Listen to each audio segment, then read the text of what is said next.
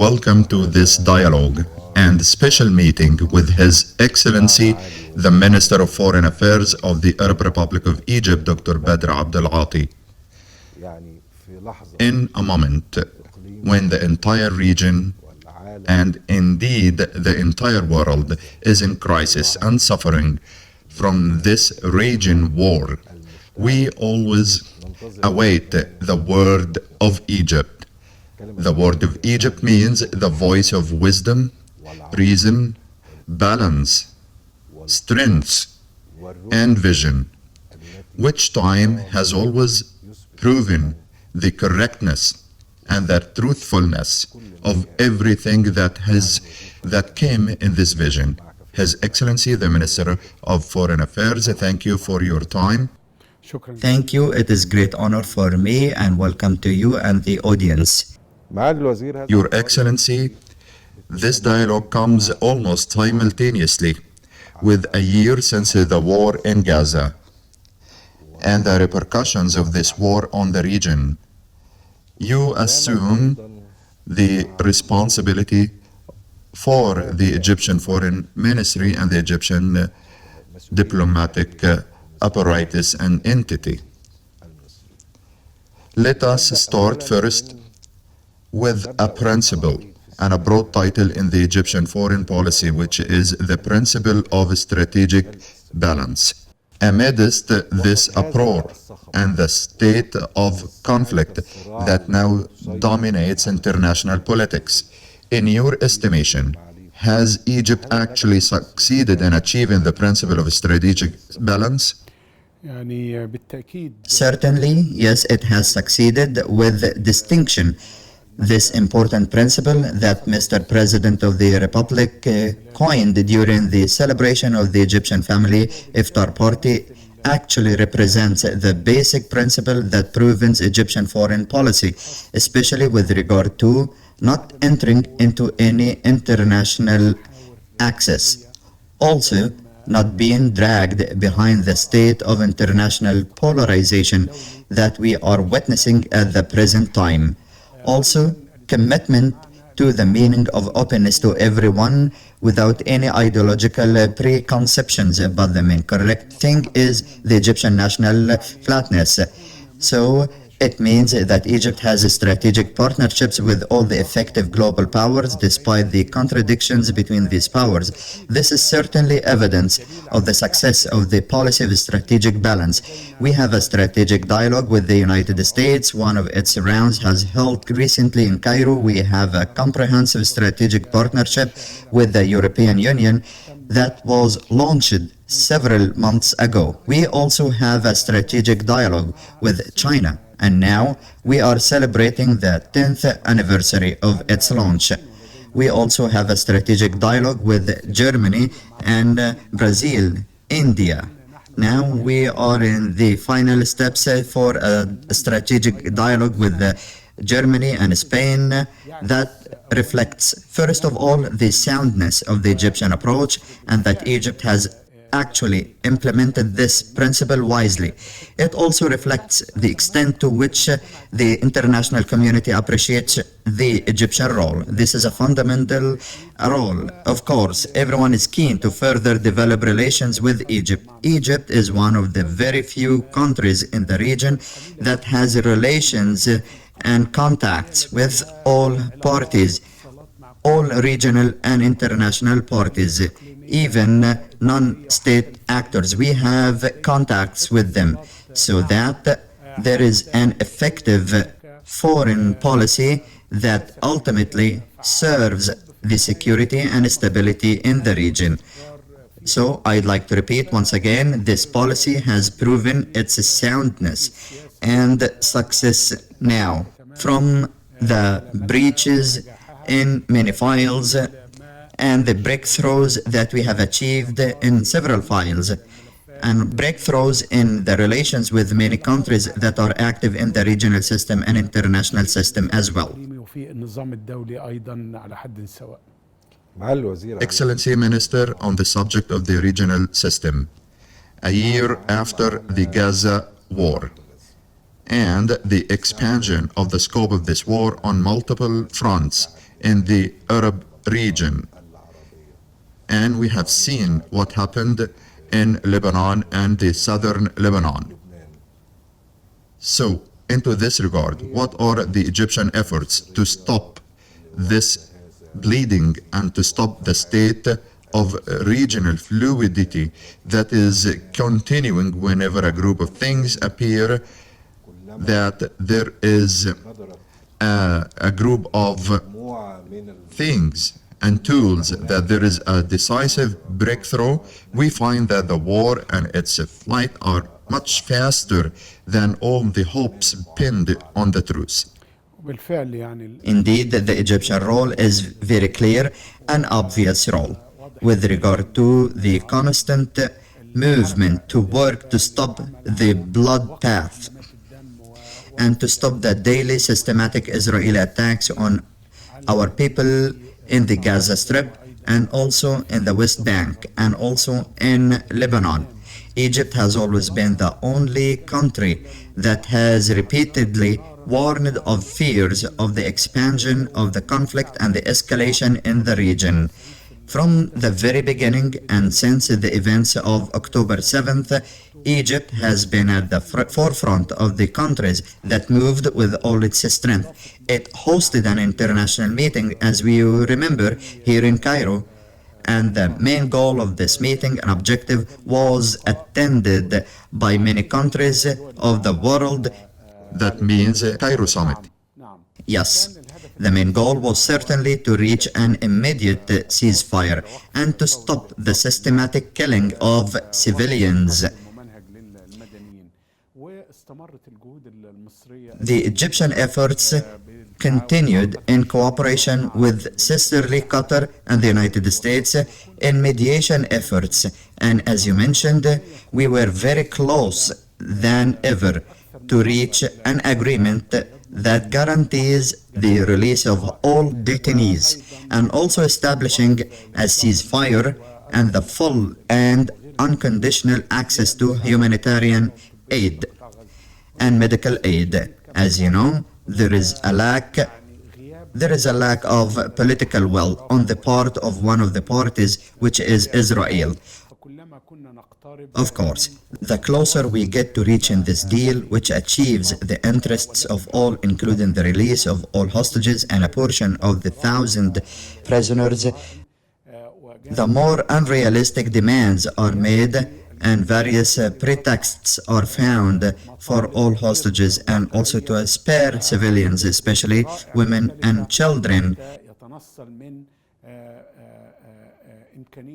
And unfortunately, we face the missing of several opportunities to release all hostages, in addition to spare civilians, especially women and children, any suffering of these killing systematic operations. As Egypt expected and unfortunately warned against, the spread of the war happened. There is systematic aggression on the West Bank, and there is a displacement of Palestinians from their villages to some Palestinian cities. After that, the conflict extended to the brotherly Lebanon, and we have always warned against the region slipping into a comprehensive regional war. Unfortunately, we are already on the verge of this comprehensive war. There is now aggression against Lebanon.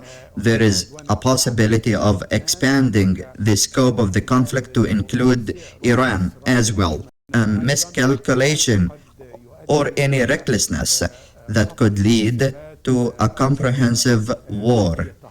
It will only lead to destruction and devastation in this region at a time when we are in dire need of the development process, the reconstruction process, and the process of improving the standard of living of the peoples.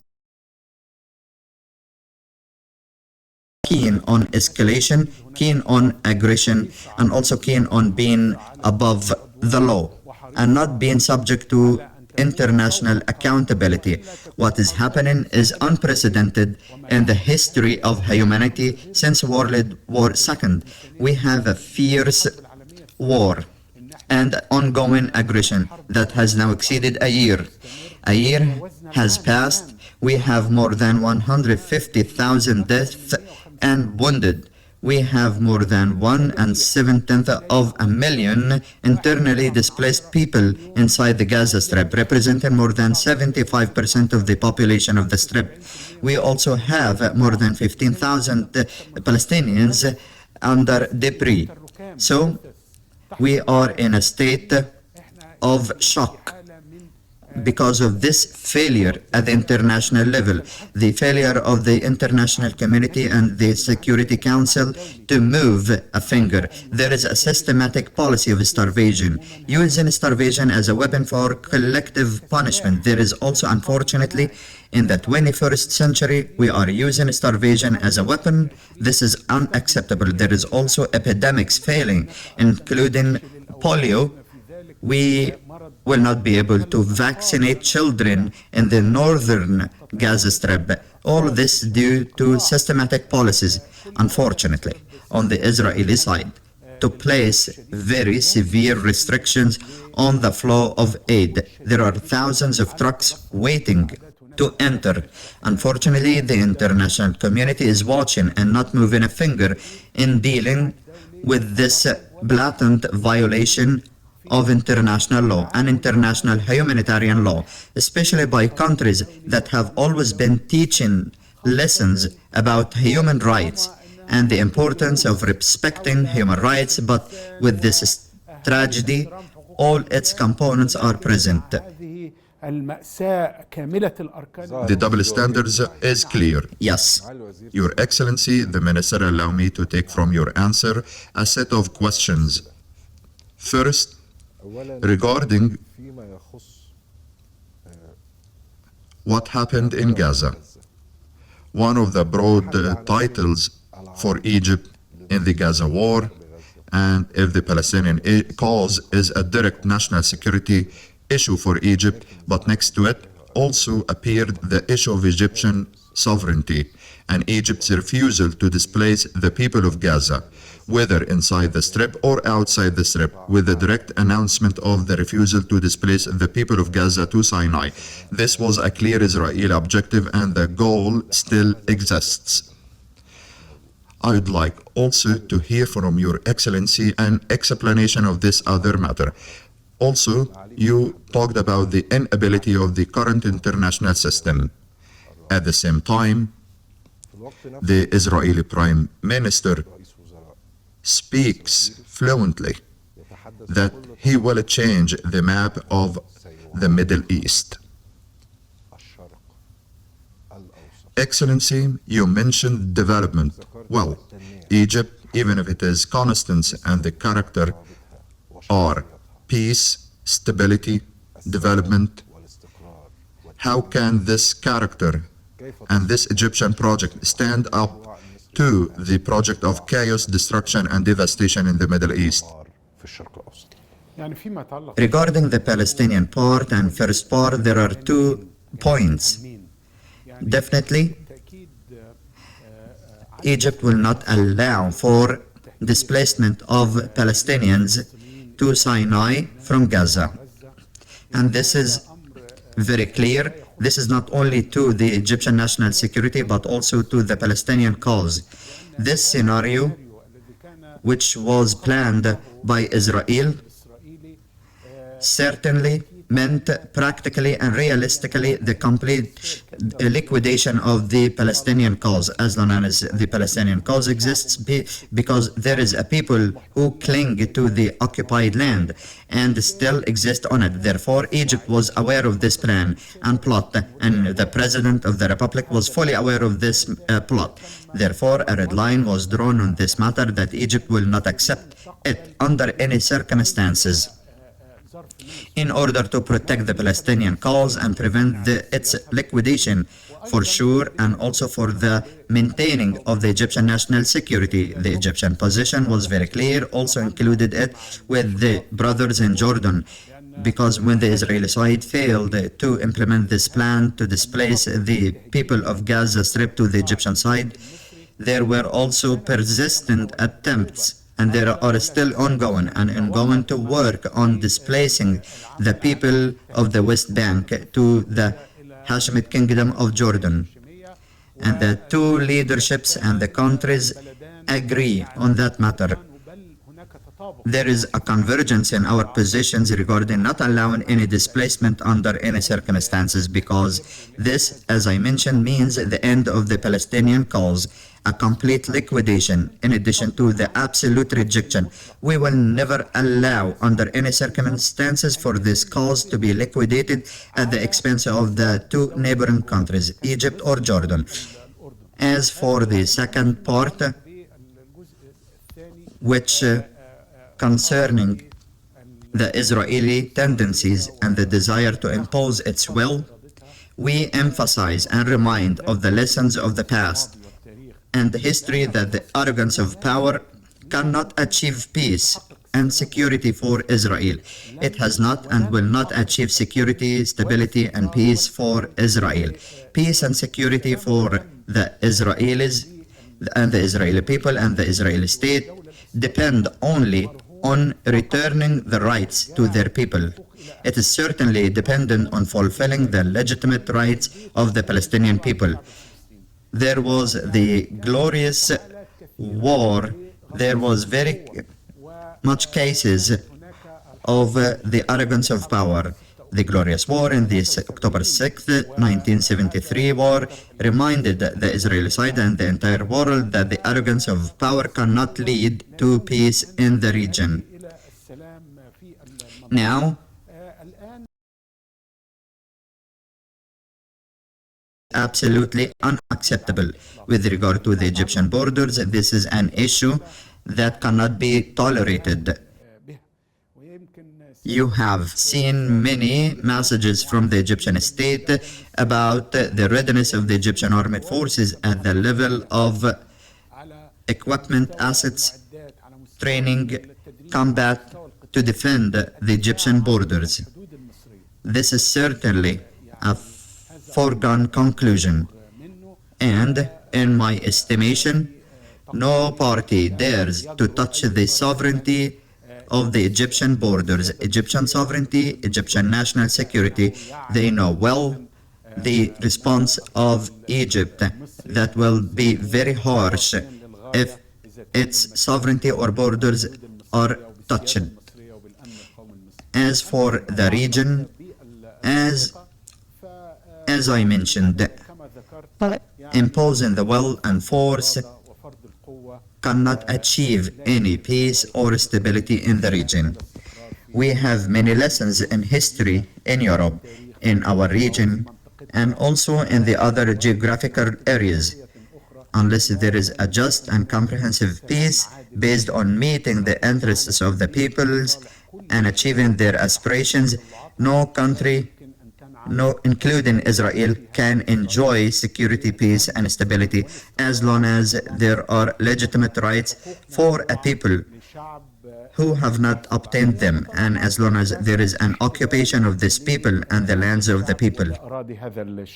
Leadership has announced that peace is a strategic option for Egypt, and Egypt is, with its clear personality and traits, peace, stability, development. How do you proceed in confronting the project of chaos again in the region? Egypt, of course, is fully aware of everything that is being planned in this region. As you know, Egypt is the one that led the peace process. Without Egypt, there would have been no vision for the possibility of achieving peace. The martyred President Assad paid his life for his initiative to achieve peace with Israel.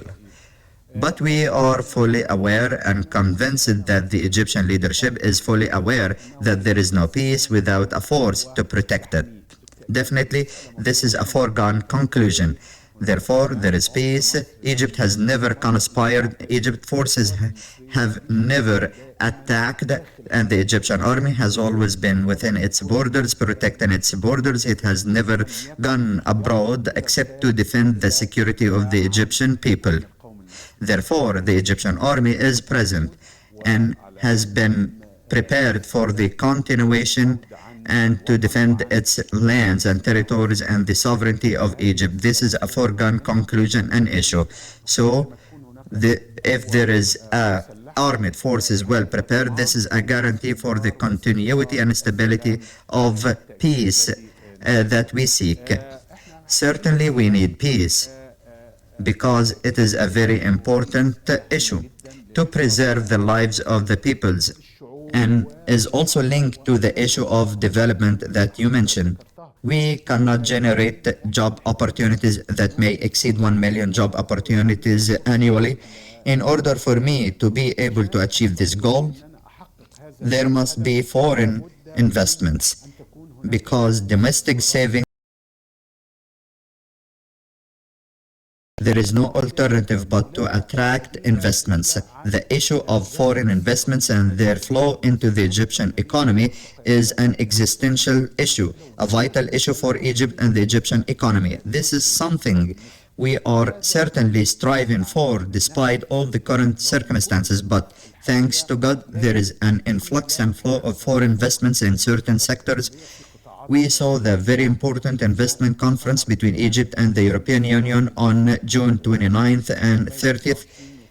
It was inaugurated by His Excellency President Sisi with the head of the European Commission, but certainly despite the flow of this investment, there is a real desire from many international companies to seize the opportunities provided by the climate of investments in Egypt. Certainly, if there is regional peace in the region, this will make these investments multiply many times over. But in general, despite these very difficult circumstances, confronting these challenges and working to attract investments from abroad, Egyptian economy has proved to be strong and solid. Working on attracting foreign investments, we are now talking with our partners, not only the European Union, we are now talking with the United States, and there are preparations in the first quarter of next year to hold a major conference and a major investment forum. When I was in New York to participate in the high-level segment of the 79th session of the General Assembly, I met with more than 100 American companies, and there was a very strong desire to invest in Egypt, especially in the sectors that are a priority for them and for us. The issue of energy in particular, whether fossil energy or new energy, hydrogen, the green hydrogen, definitely. There is also this pharmaceutical sector. There is a very strong interest in this sector, especially this sector certainly has a strength within the Egyptian economy because it has been around for several decades. It has a very important position. It has a position which is very large in the African village market and also in Asian markets. Egyptian medicine is known by name and has a very good reputation. There is a desire to invest in digital sector, artificial intelligence, manufacturing. Everyone now knows that we have a national plan for manufacturing, especially with regard to localizing industry. This is a very important issue, especially since we have become an attractive party for localizing industry because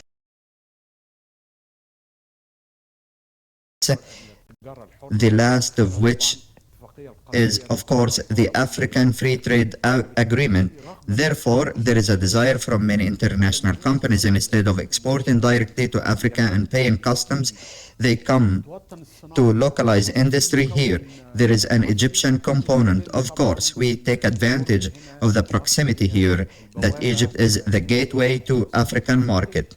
Therefore, these products enter as Egyptian products and are therefore exempt. The development is related to societies present in the region, especially the Arab societies. There are rates of youth in all societies in the region, especially Arab region, and Egypt is on the forefront. We have a large average age exceeding 60% of youth.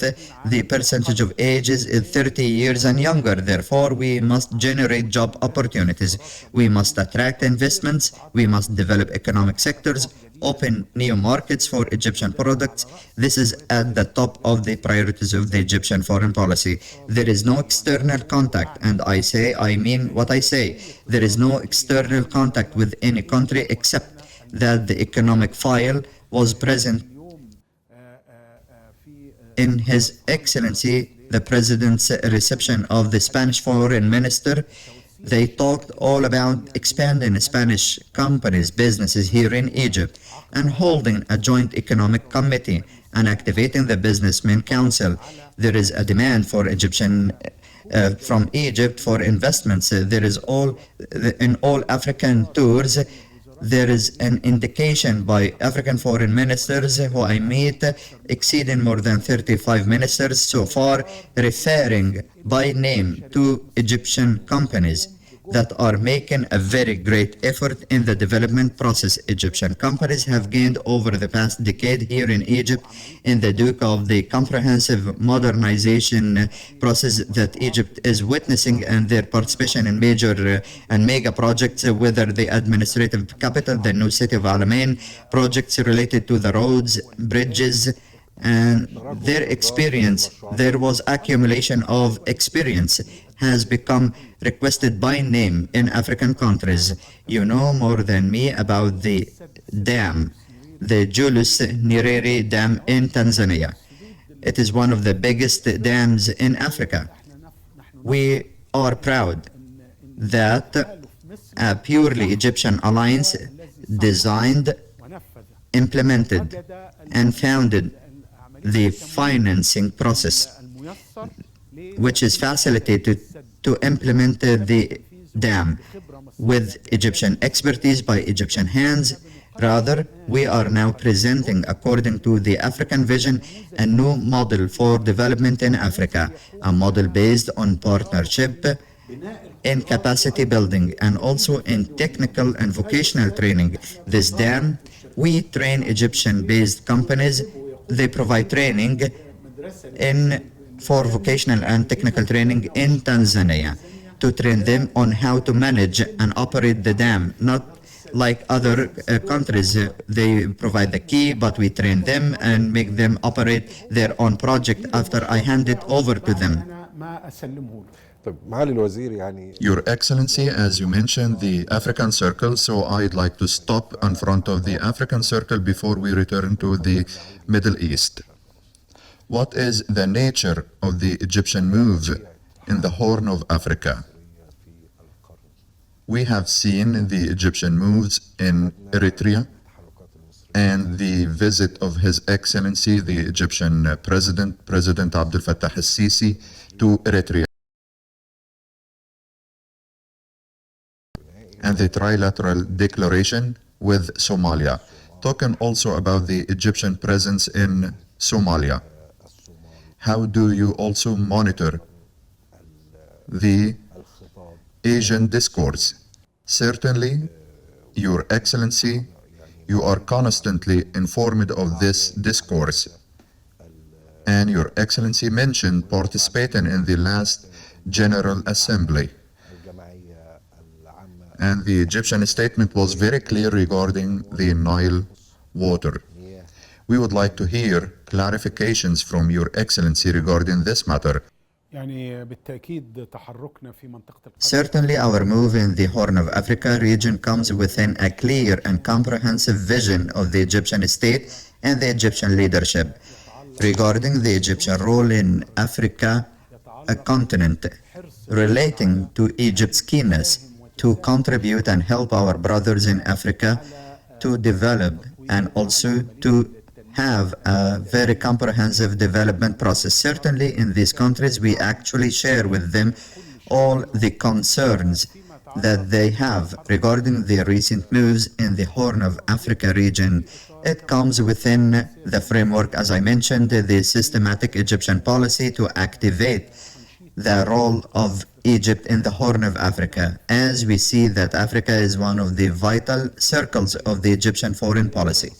It is certainly very important and integral part of the Egyptian policy, and it has certainty and importance in the Arab Circle, not only related to the Egyptian national security and the water issue, but certainly, of course, related to the development process in Egypt and the issue of economy and opening markets based on the principle of achieving gains for all to benefit our brothers in Africa and also to be in the field of export and also the field for Egyptian companies to work in implementing water and development projects in Africa. We come again to the visit to Eritrea. It was certainly a historic visit. This is the first visit of an Egyptian president to Eritrea since the independence of 1993. It was an extended visit, meaning to the capital Asmara itself, not to the airport, but to the capital Asmara. There was a great popular and official reception. You can follow the great hospitality from the Eritrean people and the Eritrean president. There were even things that were unmistakable regarding the great hospitality, the generous, which is very generous and historic for the visit of His Excellency President Assisi to Eritrea, meeting with his brother, the President Sias Afwerki. There was a warm welcome. There was a long discussion between the two leaderships about the process of the stability issue in the Horn of Africa and how to support the Somalia in the preserving its sovereignty and territorial integrity. Also, there was keenness on the unity and integrity of Somalia. Talking also about Sudan and the importance of ceasefire and stopping this destructive war for Sudan and the Sudanese people. In addition to this bilateral summit, which issued a very important and revealing statement that puts these relations on another level after this bilateral visit, in an agreement between the two presidents on further expanding this relationship at the strategic level. I can understand from your words that the visit of President Abdel Fattah al-Sisi to Asmara can be considered a turning point in the pivotal role of the Horn of Africa region for Egyptian foreign policy. Definitely, yes. Eritrea, similar to Somalia, like Djibouti, Egypt is very keen to strengthen its relations with these sisterly countries. This cooperation and this development, and I have confirmed it to you and confirmed it more than once, and the Egyptian leadership has confirmed it more than once, is not all at all directed against anyone. We are moving within the framework of a rational and wise policy. Certainly, its goal is to achieve development for our African brothers and also to strengthen relations with these African countries. On the sidelines of this important visit, there was a trilateral summit that brought together President Abdel Fattah al-Sisi with President Afwerki and President Hassan Sheikh Mahmoud. A strong trilateral statement was actually issued regarding supporting relations with Somalia and also helping Somalia and the Somali government to assert its sovereignty within the Somali territory, especially with regard to fighting and combating terrorism. This is a responsibility that falls on our shoulders. According to the international law, United Nations Charter, African Union Charter, Egypt will assume the presidency of the Peace and Security Council of the African Union. We have already been in the presidency since October 1st, and the African Peace and Security Council welcomes Egyptian participation in the new mission that will be sent to Somalia, which will replace the current mission. The trilateral statement was very clear in welcoming Egyptian participation and Egyptian contribution to this mission affiliated with the African Union. Also, the bilateral statement issued after the meeting of Mr. President with Dr. Hassan Sheikh Mahmoud was very clear in response to the allegations and the lies repeated by one of the parties when it claimed that there was no welcome or request from the legitimate government.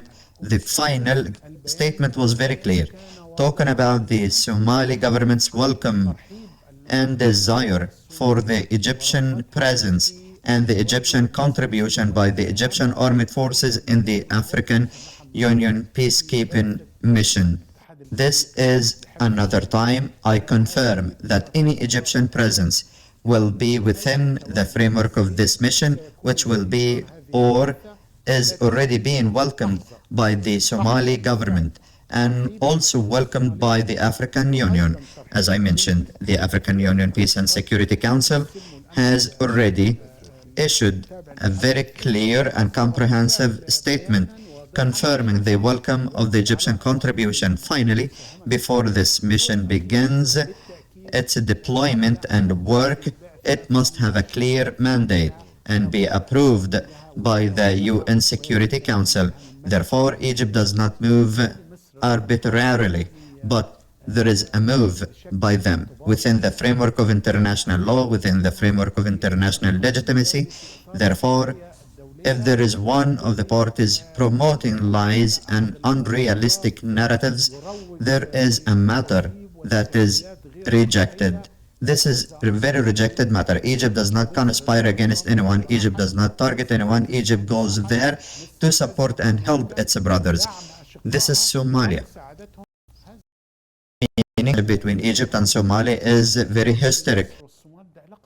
The first martyr of Egyptian diplomacy was on the land of Somalia, the martyr Kamal ad-Din Salah. And before that, since one of the great queens, Hatshepsut, and trade campaigns, and there was very good relations and trade exchange with Somalia. Egypt had a very important role in the independence of our brotherly country, Somalia. I salute Your Excellency for mentioning the example of the great Queen Hatshepsut in this biography. What about the Nile waters, Your Excellency the Minister? The Nile waters, of course, everyone knows now. It is a life or death file. It is existential file for Egypt, for sure. And I mean, once again, this is a big country, a great country, and it has well-established institutions, and it also has a keen vision. So, under no circumstances, there can be, under no circumstances at all, or at any time, to have any doubts that Egypt can accept a deduction from its annual share. This annual share is not enough for us. It barely suffices for 60% of our annual needs. Therefore, the issue of any harm or any series or any touching of this share is not acceptable under any circumstances. And as we have previously announced repeatedly that Egypt reserves its right to defend its water interests according to what is guaranteed to us in international law and the United Nations Charter. If any harm occurs, then the matter is completely clear. When the last filling of the dam and the previous filling operations took place, there was certainly a reason, and we included it in the letter which I sent to the Security Council at that time, the Foreign Minister of Slovenia. We said that the divine providence is what ensured that this harm did not occur during the filling, because the average rainfall was above average. Therefore, if any harm occurs, Egypt certainly has the right to fully defend its rights. That means that Egyptian state has made up its mind in this regard. Definitely, yes. Everything is clear. We will not accept any harm to us. I would like to emphasize that Egypt does not have any problem with any of the Nile border countries or Nile Basin countries except for one country, Ethiopia, which refuses to reach a binding legal agreement to guarantee the operation and filling of the dam. This unilateral Ethiopian approach is completely rejected. The claim that Ethiopia has full sovereignty over the Blue Nile is completely rejected and completely contradicts with international law. In mentioning international law, Your Excellency, Your Excellency, the Minister, how do you view attempts to circumvent the framework agreement of the basin countries for the 99 agreement and the historical agreements known as the Antibes Agreement? First, there are historical agreements. International law emphasizes the role of inheritance in international inheritance. There are Ethiopia, during the signature of these agreements, was independent state at that time of signing. There, it was not occupied. Therefore, this is a very important issue. Certainly, any attempts to reach an agreement are unrealistic and will not succeed. There is now a strong Egyptian move, not only in the Horn of Africa, but also in the northern Nile Basin. And there are strong Egyptian initiatives to reaffirm that Egypt is not against the legitimate right of the Nile Basin countries for development, including the construction of dams, because there is one of the countries that is trying to promote the false narrative that Egypt is obstructing development projects, including water projects in the southern basin countries. This is a lie. Egypt is with development, with the implementation of water projects on the southern Nile Basin, on the White Nile River Basin, without any problem. Indeed, Egypt recently, you followed the Egyptian Council of Ministers approved the launch of a new mechanism whose primary goal is to invest the Egyptian money and money as well collected from donors, whose goal is only to implement water projects on the White Nile because they do not cause harm. Therefore, what some or one of the countries are falsely promoting that we are against development projects. This is not true. We support development, we support water projects as long as they are consensual and do not cause harm to the two affected countries, Sudan and Egypt. Mentioning the two downstream countries, brotherly Sudan, as we say in the Egyptian literature, the sons of the valley, referring to the people of Egypt and Sudan. The current statement raises a lot of concern for the future of this beloved country. And Your Excellency have had many statements regarding the situation in the Sudan and also during your activity in the United Nations General Assembly.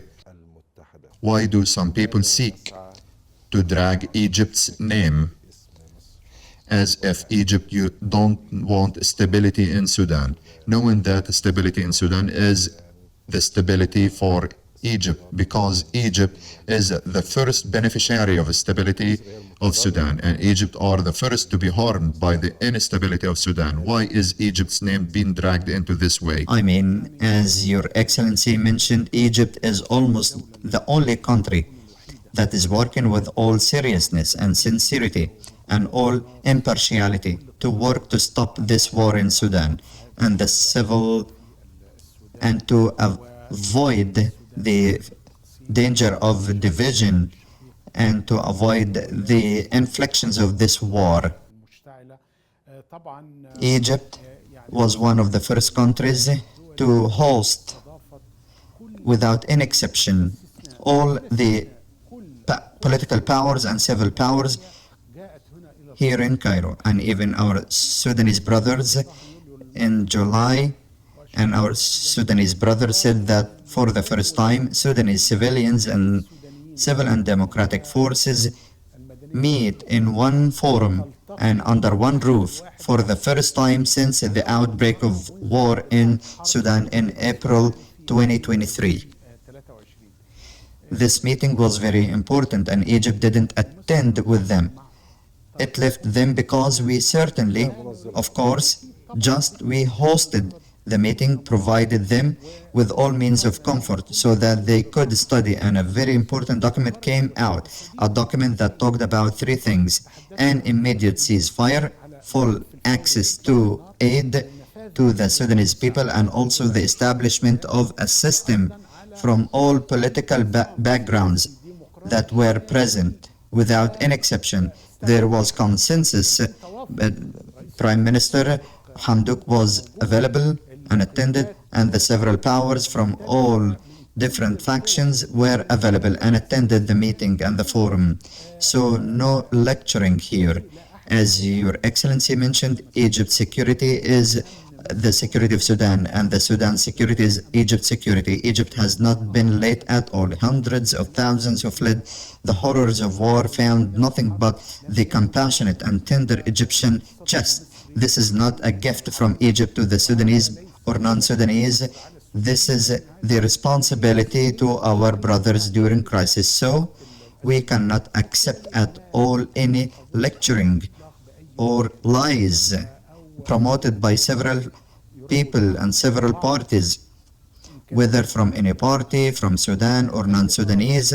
These are lies. These cannot even be responded to because they are as if they are nothing. They are not factual or non-correct at all. Egypt is the only country that is working hard and diligently to prevent the arrival and flow of weapons to Sudan, because the flow of weapons to Sudan leads to fueling the conflict. Egypt has not and will not intervene. As you remember, when there was an attempt to deceive and to assassinate the former president in the mid-90s, and there is an American attempt to hold a Security Council session and intervene militarily in Sudan. You mean the attempt against former Egyptian President Mohammed Hosni Mubarak in Addis Ababa 1995? Yes, there was involvement from Sudanese parties. There was a desire from the Security Council in the United States to intervene militarily and direct the strikes. But Egypt took this incident as a pretext. We rejected that. We cannot under any circumstances accept that the Sudanese people be targeted, whether through sanctions or through any military means. We cannot accept that because Egypt and Sudan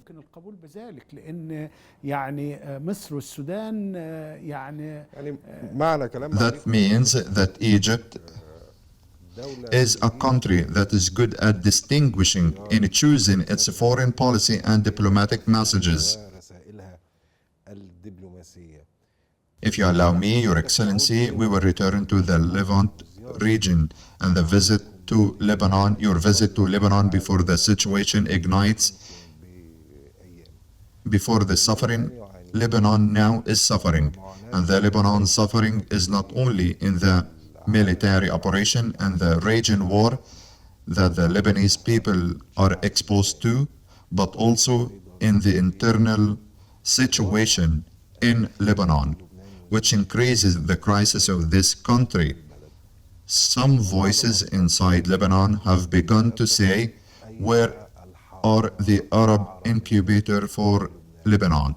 And if there is talk about the day after the war in Gaza, there is also talk about the day after the war in Lebanon. Of course, our hearts bleed from the aggression and the victims of the brotherly Lebanese people. We have always warned of the existence of an Israeli desire to expand the scope of the conflict and inflame it. Therefore, we were very keen to reach a ceasefire in the Gaza Strip to avoid expanding the conflict. With regard to Lebanon, Egypt's position is pioneering and at the forefront in regard to what is happening in Lebanon. It has been at the forefront of the countries that stand in solidarity with the Lebanese people since the beginning. And so you issued a joint statement by the foreign ministers of Egypt and Lebanon on the margins of the General Collective meeting. We also participated in the Security Council session. The Egyptian Foreign Ministry issued a declaration and a statement.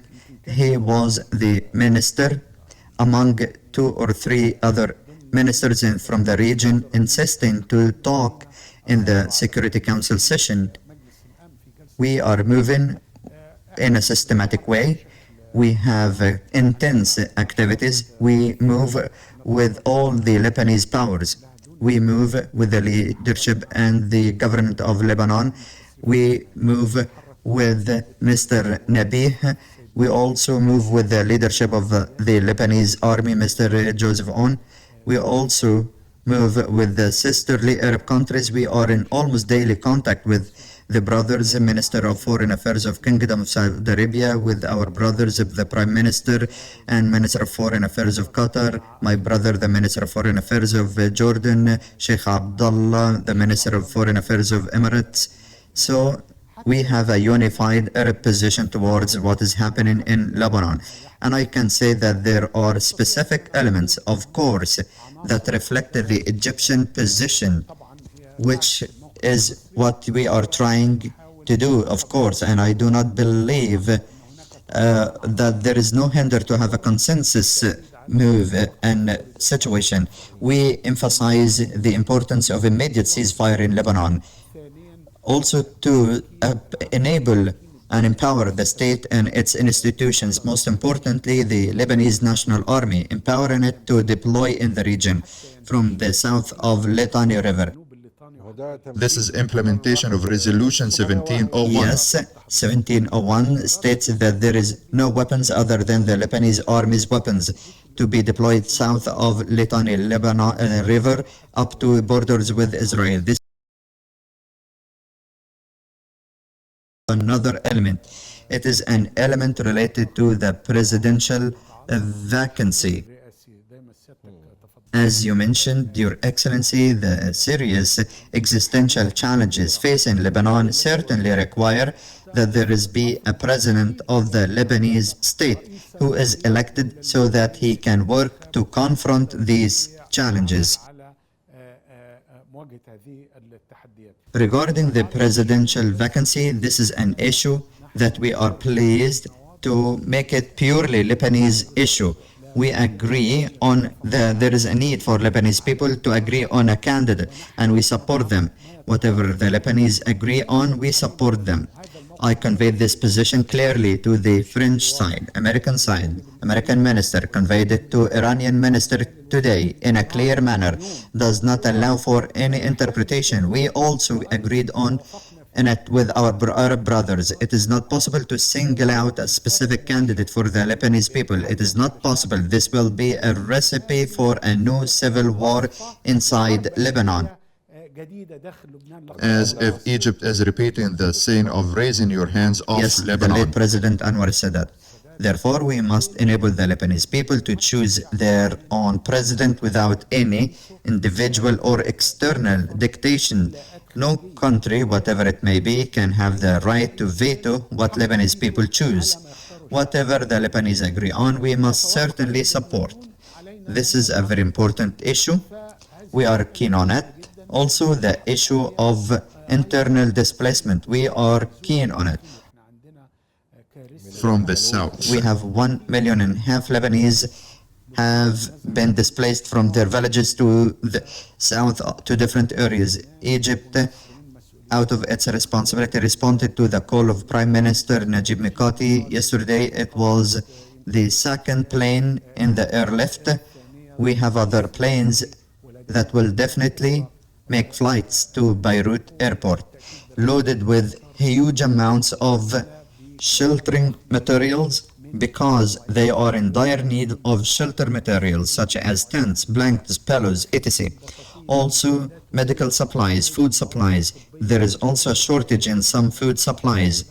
Egypt never lags behind its brothers, despite the difficult economic conditions in the region, which we are not responsible for, which came about due to external reasons. Egypt was affected by these repercussions. It is enough that what the Egyptian leadership mentioned about the Suez Canal revenues. $6 billion loss every month. $600 million are wasted on the Egyptian treasury due to the decrease in the revenues of the Suez Canal, and this is unjustified escalation in the Red Sea region. Your Excellency, if you allow me to ask this question. Your Excellency is a seasoned diplomat, and I have realized that you are have had assumed many positions with the Ministry of Foreign Affairs and in our diplomatic environment. You have witnessed many situations and scenes, many backstage scenes, and we have almost passed the 100th day of your assumption of the Egyptian Foreign Ministry. Have you encountered during this period that some international parties, what they say behind closed doors is at odds with what they say in the world and in the public? I'd like to say into this regard, definitely President of the Republic always talks about the moral dimension of the Egyptian foreign policy. This is a very important issue. And honorable foreign policy in a time when policy So is what we scarce. always say at home, we say in the public. What we say behind the closed doors said in the public. There may be some disagreements or differences in visions with some countries, but everyone respects and appreciates us and always seeks to strengthen the relationship with us. And if there are problems, they only trust the Egyptian role because it is an honorable role and a clear role. The Egyptian president always talks about the fact that Egypt cannot conspire against anyone, and its policy is indeed characterized by an ethical framework and honor, and therefore everyone trusts us. تتسم بالإطار الأخلاقي وبالشرف وبالتالي الكل يثق فينا. And I can give you dozens of examples of many countries that only trust the Egyptian role and only trust us because we are honorable, respected, and great country that cannot conspire against anyone. What we say behind closed doors is said in the public. I respect your answer. I will not continue more in the other part of the question, but now we move to another dimension, which is the Egyptian-Arab relations, specifically with the sisterly Arab powers, which has gravity and effectiveness: Saudi Arabia, United Arab Emirates, the state of Qatar, about Iraq, and Jordan. For Egypt, there is a comprehensive and a framework that gathers Iraq and Jordan. Our brothers constitute the pillars for the establishment of stability in this region. Of course, this is a very important issue, which is that the Arab Circle is always the first vital circle for the activity of the Egyptian external and foreign policies. Therefore, it is at the top of the priorities of the Egyptian foreign movements to strengthen relations and cooperation with the Arab brothers and to be open for everyone. Our relation is going through very positive periods with our brothers. This is not limited to our brothers in the Gulf states or in the Arab Levant.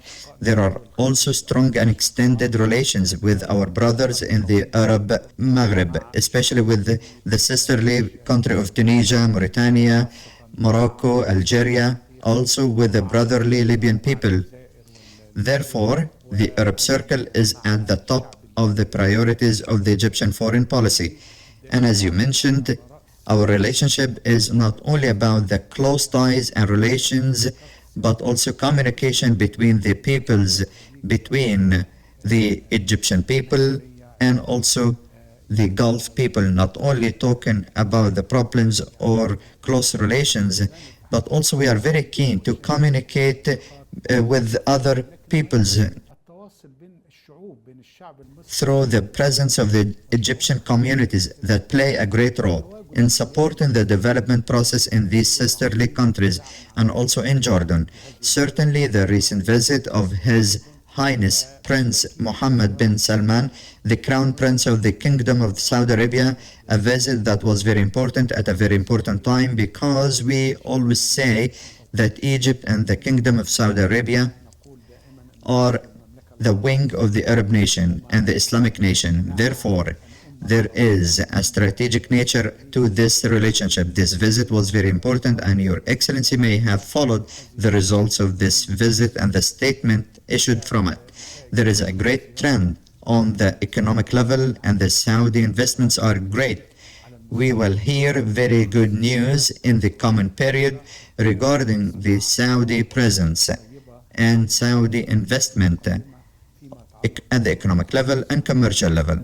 Let us not forget that the signing of the agreement of the protection of Saudi investments along with Egypt is a very important issue, because that boosts the role of Saudi investments in Egypt, and that also makes these Saudi companies benefit from the great opportunities offered by the Egyptian economy. Therefore, signing the agreement to protect the companies and investment will be for I'm responsible for my words, that will be of a very positive impact and qualitative shift and a paradigm shift in which Saudi companies will occur in Egypt in the coming period. We also have close relations with our brothers in the Emirates, and the important visit of His Highness the Prince was directed to His Highness Mohammed bin Zayed and his participation in the ceremony of graduation of the military academy cadets and the inauguration, along with His Excellency President Abdel-Fattah al-Sisi, the Ras al-Hikma project, a huge and a very large project.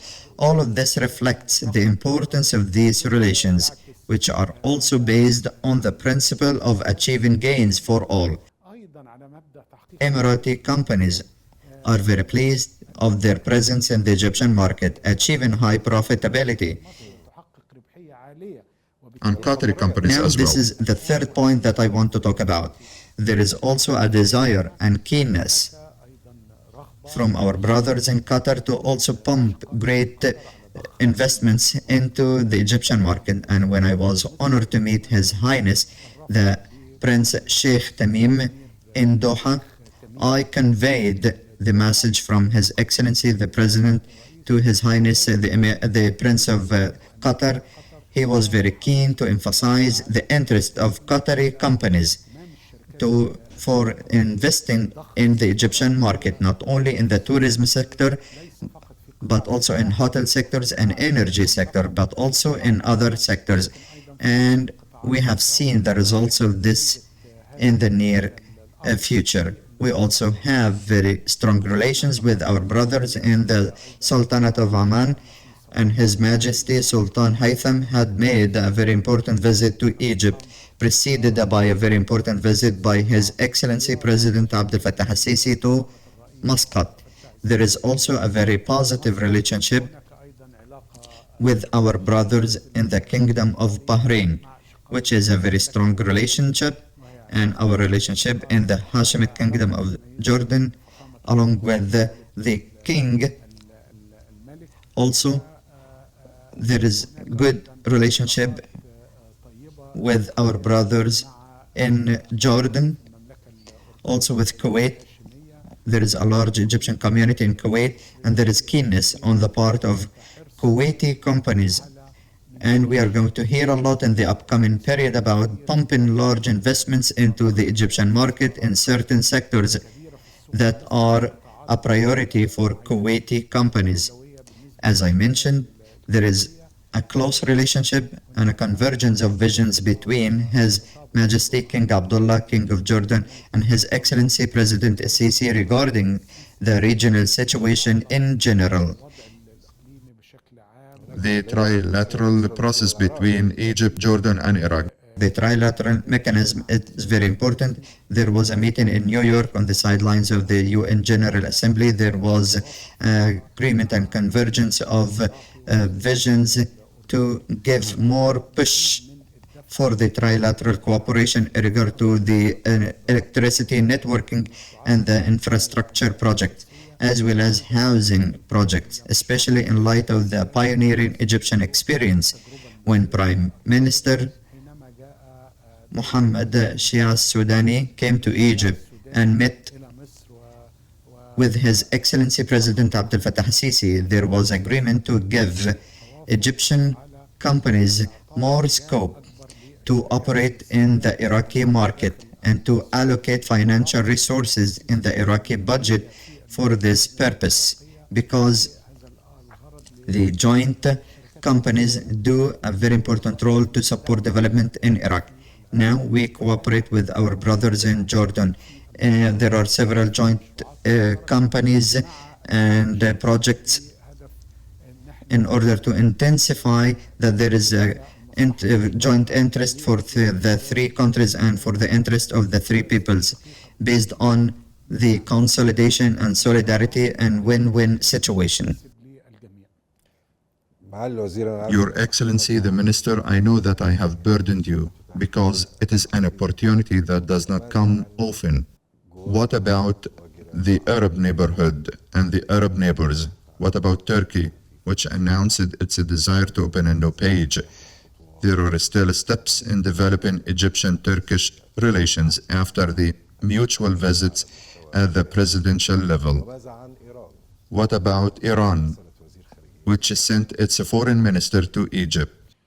Certainly, we are keen to have close and good relations with neighboring countries.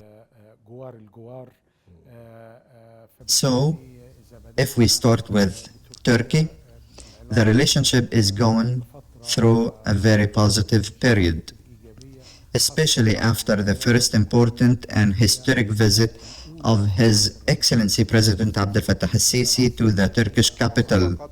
It was preceded by the visit of the Turkish President to Egypt. Certainly, yes, and there was very warm reception for His Excellency the President in Ankara. And there was also keenness to advance these relations.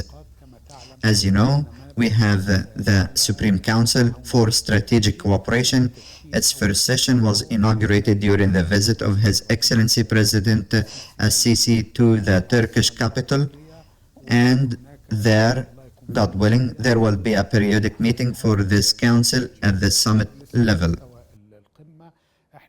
This goal now that we seek to achieve in the next few years, and this is a responsibility upon us, and this is a directive from His Excellency President al-Sisi and President Erdogan, is to quickly reach the level of trade exchange to $15 billion in the shortest possible time, based on achieving, as we are talking about 9 and 10, we need to move more to reach the 15 billion in the shortest time possible, based on achieving the interests of both sides. Of course, we are very keen to open more platforms in the Turkish markets for Egyptian products, and we are moving practically with the Turkish side, and there is not only a common will, but there are also common interests between the Egyptian private sector and the Turkish private sector for more cooperation and openness, whether in the field of trade or in the field of Turkish investments. The President Erdogan stressed during His Excellency the President's recent visit to Ankara. President Sisi stressed that there is a very strong desire from Turkish companies and the Turkish side to pump more investments, and there is a commitment from the Turkish side, and His Excellency President Erdogan said that during his first upcoming visit to Egypt soon, a meeting of the Business Council will be held, God willing, with representation from Turkish companies and Egyptian companies, so that we can reach the desired goal, which is doubling Turkish investments in Egypt and also increasing the volume of trade exchange to a ceiling of $15 billion. What about Iran? Iran is an important country, an important regional country. Certainly, Egypt has relations with everyone. There was a request from the Iranian side for the Minister of Foreign Affairs to visit Egypt and meet with His Excellency the President. His Excellency responded to the request. This reflects Egypt's keenness to work on preventing escalation, reducing escalation in the region, and preventing the region from entering a comprehensive regional war. Hence, Egypt's keenness to respond to this request and arrange the meeting with the President. After that, extensive consultations and meetings were held with the Iranian minister, with the aim, as I mentioned, of preventing the region from being dragged into a comprehensive war and to an open conflict from which no one gains, but rather will have devastating effects. We talked about many issues. We talked about the great importance of ceasefire in Gaza and stopping the aggression on Gaza Strip and the aggression on Lebanon as well. We also talked about a very important issue, which is the issue of severe tension in the Red Sea region and the importance of preserving freedom of international navigation. As I mentioned, and as you mentioned, Egypt is the country most affected by this escalation, represented by the decline in revenues from the Suez Canal. We had more than 72 ships crossing daily from the north and the south, from both directions. Now we are talking about only about 27 ships. So we talked about all of these issues with great clarity and frankness. Also, we tackled, as you mentioned, the importance of supporting Lebanese consensus and not interfering in the internal affairs of countries, and certainly preserving their sovereignty and regional unity. What the Lebanese agree upon must be supported and respected, not allowing for foreign or external interference. There is no right of veto for any party over the will of Lebanese people. That reflects, as you mentioned at the beginning of the interview, the principle of strategic balance, which is that Egypt is open to everyone, to all forces, as long as this first serves the Egyptian national platform and interest, and secondly serves security and stability in the region. This visit with the main goal to de-escalate the tensions and thus sparing the region and its region. So, as you can see, as you mentioned more than once, we are open to everyone, as long as that serves our goal, which is to prevent escalation and support the security and stability process in the region. Egypt is once again a great country, and a country that everyone is courting. Everyone is seeking to strengthen and enhance the relationship with it, because it always proves that it is the pillar of stability in the region. That is the only stable country in the region, the only country that works to advance stability and regional peace, which has become in the framework of the cooperation with its sisters and brothers in the Arab neighborhood. And we will continue in this role as long as that, of course, serves the cause of development and serves the cause of stability, because Egypt's position is with stability, preventing escalation, and achieving a just and comprehensive peace that achieves the legitimate rights of the peoples of the region, especially the Palestinian people, to have their independent sovereign state, of course, over all their territories occupied in 1967, especially, most importantly, East Jerusalem as a capital. وفي مقدمتها القدس الشرقية. Your Excellency, Minister Dr. Badr Abdelatty, Minister of Foreign Affairs of Arab Republic of Egypt, thank you very much for this dialogue and interview and for your time and these clarifications and for the absolute transparency. Thank you very much for providing this opportunity for me to communicate with the great Egyptian people through this great respected platform that we boast about at home and abroad.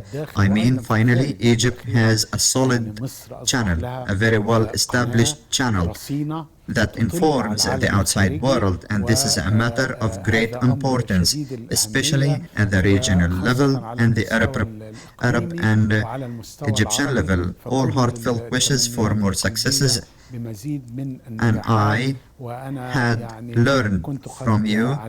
God's willing, there will be also the launch of the English channel. It is now only a trial. There is a solid Egyptian and Arab presence in the media in outer space, and to have a presence, solid Egyptian presence and Arab presence in the media and in the world. My sincere thanks to you, Your Excellency.